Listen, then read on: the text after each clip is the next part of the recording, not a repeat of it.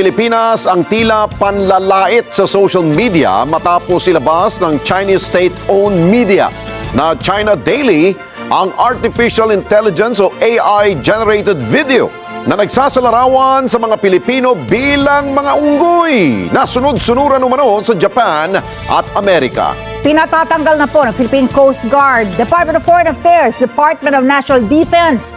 Yan pong naturang material na kaugnay po sa 2016 Arbitral Award sa West Philippine Sea na tinawag nilang mapang-insulto, mapang-alipusta sa pagkatao at may bahid ng rasismo. At para naman sa Foreign Affairs Department o DFA, hindi katanggap-tanggap at nakababahala ang naturang video. Kunin natin ang report ni Erlo Bringas.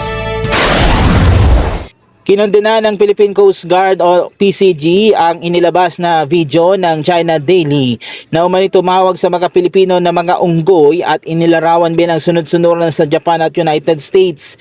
Ayon kay Philippine Coast Guard spokesperson for the West Philippine Sea, Commodore J. Tariela, bastos, mapanlait at may bahid ng racism. Minamalit din nito ang 2016 Arbitral Award sa West Philippine Sea sa paglalarawan dito bilang isang kwento lamang na gawa ng US at Japan. Kailangan natin kondenahin ito. We need to ask the Chinese government to take it down dahil alam naman natin na ang China Daily is a state-owned and operated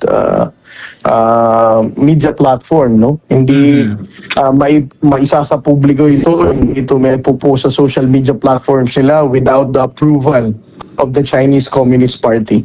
Samantala, naglabas din ng pahayag ang Department of Foreign Affairs o DFA na mariing kinokondena ang paglalathala ng China Daily ng mga AI-generated video at editorial cartoons tungkol sa 2016 South China Sea Arbitral Award.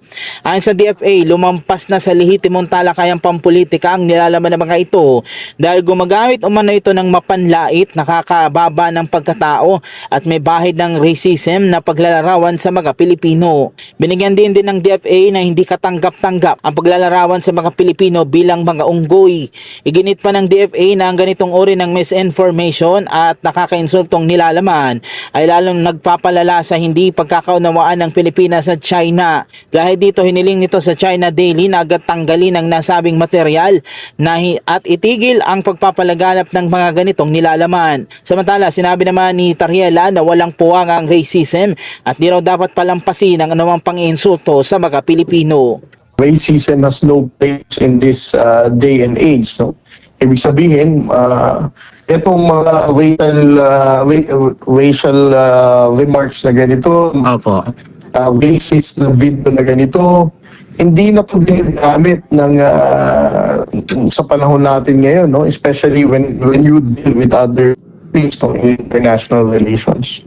So, para sa akin, we need to respond and ask them to paninindigan bilang isang bansa. Hinamon